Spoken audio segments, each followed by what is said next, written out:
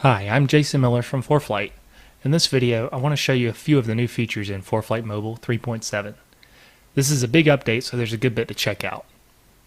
First, let's start with fuel prices. ForeFlight Mobile now shows price data at hundreds of FBOs. It even allows you to submit your own fuel pricing info. Let's take a quick look at how this new feature is integrated into the app. Let's hop over to Oshkosh. If we tap the FBOs button, we see the normal list of service providers on the field. Now you can see we also show pricing info for the two companies offering fuel. Here we can see the cheapest 100 low lead and Jet A price from each. If we tap on Basler, we can see more pricing details.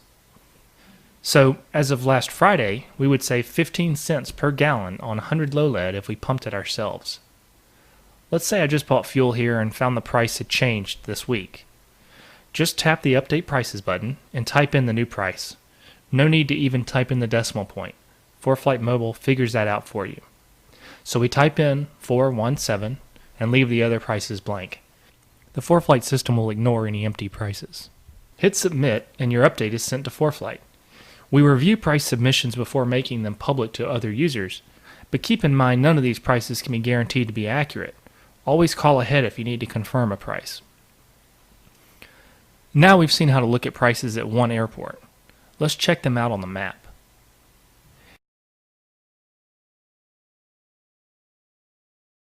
Here I've chosen to see 100 low lead prices across my route of flight.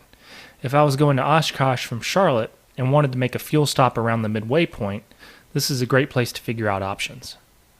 Zooming in near the middle of my trip shows a few cheap fuel prices that are available. We can use the color coding to help find a lower price in the area. To add one to my route, I just use touch planning. Hold on the route line until it goes blue and drag it on over. Now I've added that airport to my route. By the way, here's a good place to show another new feature. You can now tap any waypoint or marker on the map to make a quick direct to change to your routing. And if you tap on an airport, you can press the blue chevron button to jump to its details. It's pretty handy. Now on to another major new feature, comments. Version 3.7 lets us view and create comments on airports and FBOs. For airports, we simply press the comments button. This will show us not only the FAA remarks, but any user-provided comments that pertain to the airport. If we want to see comments for an FBO, we simply tap into that FBO and tap the comments button there. And of course, we just press the Add Comments button to create a new comment. While we're talking about comment data, let me jump over to the Downloads view to show enhancements in data management there. We've simplified the region selection process such that states need to be selected in one place only. Above the state selections, you choose what type of data you care about. For instance, a VFR-only pilot may have little use for IFR en route charts or terminal procedures and could unselect those. Now let's spend some time on the biggest feature we've added in 3.7. Support for airways, arrivals, and departures on the Maps view. Jumping back to Maps, we can now type in a routing, just as ATC might give it to us, with airways, SIDS, and stars.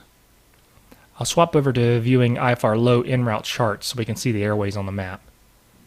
Now let's say we're traveling from St. Louis to Chicago and we received this routing. St. Louis to the Praise intersection, Victor 69er, JOT, Chicago. Typing that into the search field shows exactly all the waypoints we'll hit along that route. I can even read the waypoint list off in case my onboard GPS doesn't support airways. We can also check out recently cleared routes that ATC has issued to see what others have flown on this trip. Tapping one will load that into our Maps view, including the Card 7 departure and Binky 1 arrival in this case. Keep in mind you always want to reference the actual plate for a departure or arrival, as ForeFlight Mobile can't show all the details on the Maps view, such as altitude assignments or heading vectors. If you choose a departure or arrival that has a runway-specific routing, ForeFlight Mobile will prompt you to include that with an example. So let's say we were going to fly the Casta 2 departure out of LAX. I type that in, and since Casta 2 has runway-specific details, I'm prompted to add the runway I want to use. So that's a quick look at some of the major new features in version 3.7. There are plenty of other enhancements we've included in this version, so check out our blog or the app description in iTunes to learn more. Thanks!